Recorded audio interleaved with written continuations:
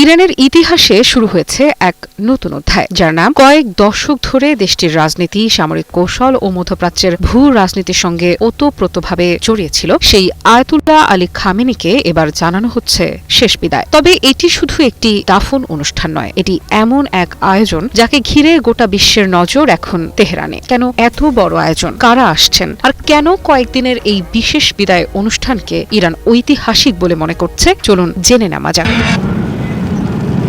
৩ জুলাই ভোর থেকেই শুরু হয়েছে দাফন প্রক্রিয়ার প্রথম পর্বের আনুষ্ঠানিকতা। আয়াতুল্লাহ আলী খামেনির মরদেহ নিয়ে যাওয়া হয় তেহরানের গ্র্যান্ড মোসাল্লায়, যেখানে দেশের সবচেয়ে বড় জুমার নামাজ অনুষ্ঠিত হয়। প্রধান নামাজের কক্ষে তার মরদেহ রাখা হয়েছে, পাশাপাশি রাখা হয়েছে সাম্প্রতিক যুদ্ধে নিহত অন্য ব্যক্তিদের মরদেহ। এরপর থেকেই শুরু হয় শেষ শ্রদ্ধা নিবেদনের আনুষ্ঠানিকতা।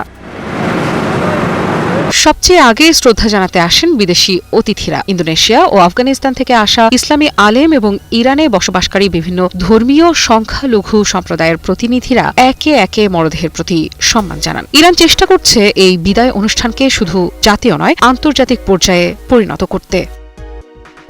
ইরানের দাবি অনুযায়ী যুক্তরাষ্ট্র ও ইসরায়েলের সঙ্গে যুদ্ধ শুরুর প্রথম দিন অর্থাৎ ২৮ ফেব্রুয়ারি আয়াতুল্লাহ আলী খামেনি নিহত হন। এরপর থেকেই দেশজুড়ে শোকের আবহ বিরাজ করছে, আর সেই শোক এখন রূপ নিয়েছে বিশাল রাষ্ট্রীয় বিদায় আয়োজনে।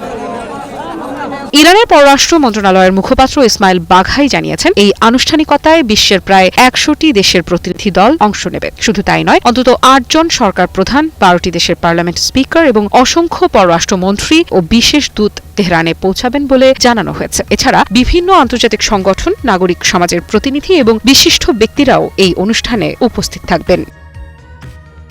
ইরান স্পষ্ট জানিয়ে দিয়েছে, যেসব ইউরোপীয় দেশ যুক্তরাষ্ট্র ও ইসরায়েলের সামরিক হামলাকে সমর্থন করেছিল তাদের এই শেষ বিদায় অনুষ্ঠানে আমন্ত্রণ জানানো হয়নি। অর্থাৎ শোকের এই মঞ্চেও কূটনৈতিক অবস্থান থেকে এক চুলও সরে আসেনি তেহরান।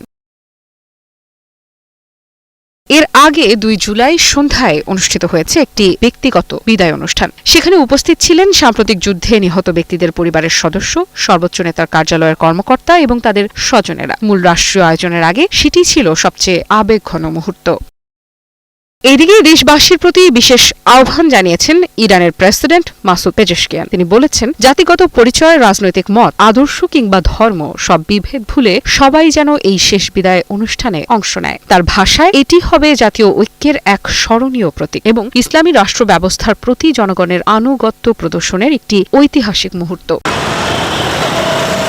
ইরানের কর্মকর্তাদের ধারণা, কয়েকদিন ব্যাপী এই দাফন প্রক্রিয়ায় অংশ নিতে পারেন ১,৫০,০০,০০০ থেকে ২ কোটি মানুষ। যদি সেই সংখ্যা বাস্তবে পৌঁছে যায়, তাহলে এটি বিশ্বের অন্যতম বৃহৎ শেষ বিদায় অনুষ্ঠানের রেকর্ড করতে পারে।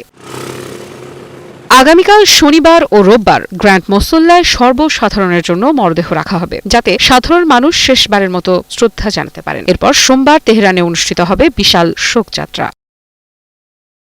শুধু তেহরানেই নয়, এরপর পবিত্র শহর কোমে অনুষ্ঠিত হবে আরও ধর্মীয় আনুষ্ঠানিকতা। তারপর স্মরণানুষ্ঠান হবে ইরাকের বাগদাদ, কারবালা ও নাজাফে। আর সবশেষে আগামী ৯ জুলাই মাশহাদে দাফন করা হবে ইরানের সাবেক সর্বোচ্চ ধর্মীয় নেতা আয়াতুল্লাহ আলী খামেনিকে। আফরিদা ইফরা, নিউজ 20।